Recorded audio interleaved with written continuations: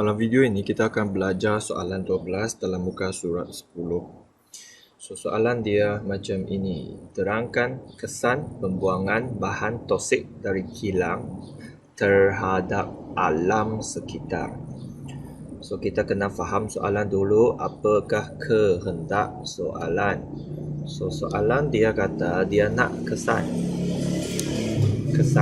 Kesan apa? Kesan pembuangan bahan toksik dari kilang. Bahan toksik dari kilang. So, kesan dia terhadap alam sekitar. So, sekiranya kita tulis kesihatan manusia terjejas, itu adalah jawapan yang salah sebab soalan minta kesan terhadap alam sekitar. Sekiranya kita tulis sistem pernafasan ataupun menyebabkan kesesakan pernafasan, okey, itu adalah jawapan yang salah sebab soalan minta kesan terhadap alam sekitar. Okey, so seterusnya kita kena faham dahulu apakah bahan toksik dari kilang di sini, apakah maksud dia. So kita tahu kilang itu dia boleh membebaskan gas karbon dioksida. Karbon dioksida. Okey, so apa lagi? Ini adalah bahan toksik yang dibebaskan dari kilang. Okey, dia juga boleh membebaskan gas yang berasid. Gas yang berasid seperti nitrogen dioksida dan sulfur dioksida. Okey, lagi. So, kilang juga boleh membebaskan bahan yang bertoksik seperti logam berat. Logam berat seperti plumbum, seperti merkuri. Okey, dan lagi, apakah lagi kilang, bahan toksik yang dibebaskan dari kilang? Contohnya racun serangga, pestisid, racun serangga. Okey, ini adalah beberapa contoh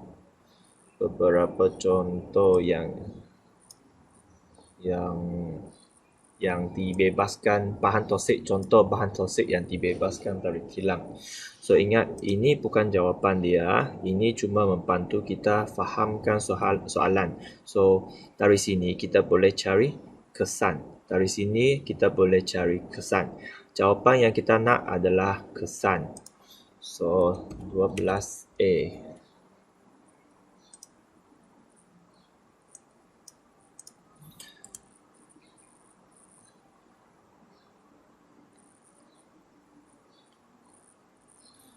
So, kesan yang pertama, gas karbon dioksida boleh menyebabkan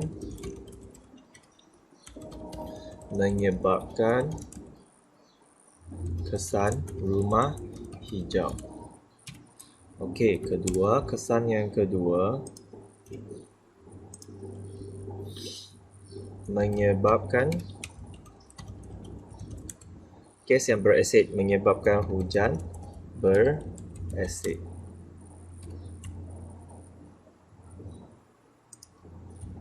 Okey, ketiga, logam berat ataupun plumbum seperti plumbum dan merkuri, dia boleh mencemari tanah dan air. Okey, bagaimana dengan racun serangga?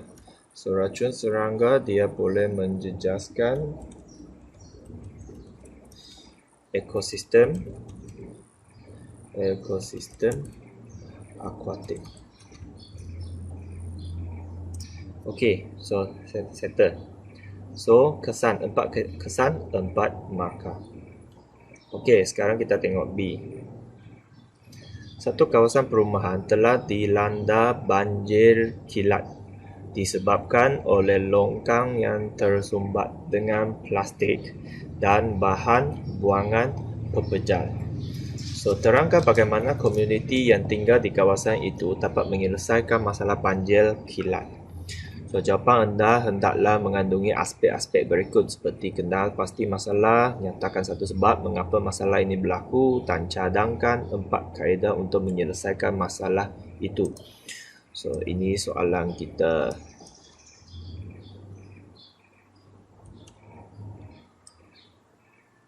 Okey, 1. Kenal pasti masalah. So, masalah itu berdasarkan soalan. Berdasarkan soalan. So, satu kawasan perumahan telah dilanda banjir kilat. Itu adalah masalah. So, kita salin semula. Satu kawasan perumahan telah dilanda banjir kilat. Okey, itu sahaja. Okey, soalan 2. Nyatakan satu sebab mengapa masalah ini berlaku. Okey, di sini sudah sebut disebabkan oleh longkang yang tersumbat dengan plastik dan bahan buangan pepejal. Okey. So, masalah ini berlaku disebabkan oleh longkang tersumbat dengan plastik dan bahan buangan pepejal. Okey, salin dari soalan. Settle. Okey, so 2 markah sudah. Okey, sekarang soalan ketiga. Cadangkan 4 kaedah untuk menyelesaikan masalah itu. So, cadangan yang pertama. Apa yang boleh kita buat? So, longkang tersumbat. Jadi, kita bersihkan longkang. Longkang tidak tersumbat lagi. Jadi, banjir kilat tidak berlaku. So, yang pertama, mengadakan gotong royong untuk membersihkan longkang yang tersumbat. Okey. Yang kedua, jadi sampah ataupun sisa pepejal yang kita ambil selepas gotong royong, di mana kita letak? Kita bakar di dalam incinerator. So, bakar plastik atau bahan buangan, bukan atau, dan bahan buangan pepejal. Ini dari soalan ya. Dari soalan, plastik dan bahan buangan pepejal di dalam incinerator. Tidak boleh dibakar secara terbuka, tidak boleh.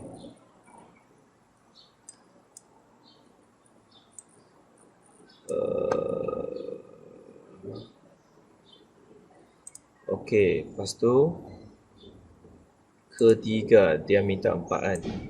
Ketiga. So, untuk mengelakkan penduduk di kawasan tersebut membuang sampah ke dalam longkang lagi, so apakah tindakan yang boleh kita buat? So, kita boleh mengadakan kempen kesedaran. Untuk apa? Untuk mendidik penduduk di sekitar agar membuang sampah dan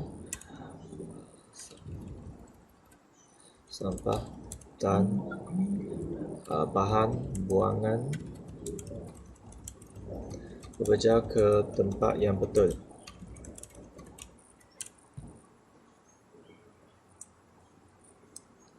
Okey. So, sekiranya penduduk di sekitar masih buang sampah ke dalam longkang, walaupun sudah ada kempen, sudah bagi tahu jangan. So, apa boleh kita buat? Kita boleh meminta pihak berkuasa menguat kuasa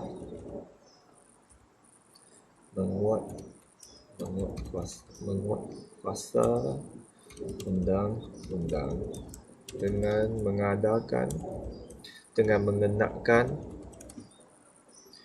denda kepada mereka yang buang sampah dan bahan buangan pepejal ke dalam longkang. Okey, so 4 cadangan, 4 kaedah untuk menyelesaikan masalah ini. So, itu saja untuk soalan ini.